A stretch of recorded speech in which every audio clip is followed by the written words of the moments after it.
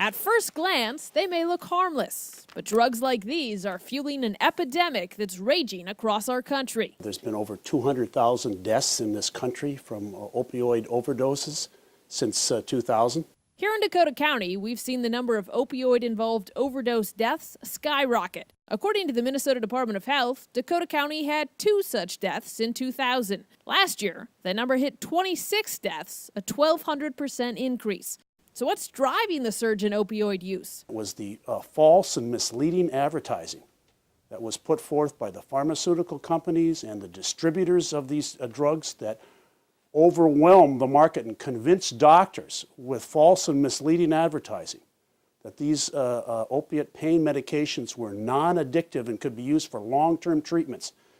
That's simply not the case.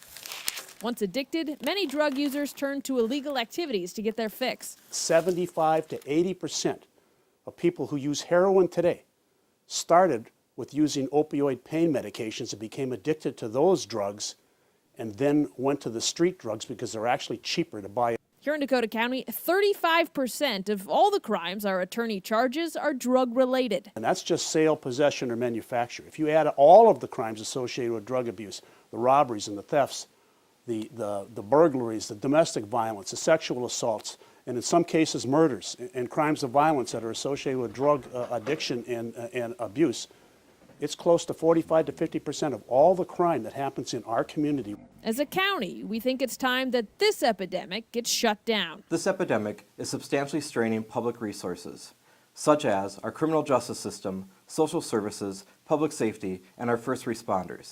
On Tuesday, our Board of Commissioners authorized our county attorney to file a lawsuit against the pharmaceutical companies and distributors of these pain medications. We're joining a national movement of local governments seeking to take these companies to court.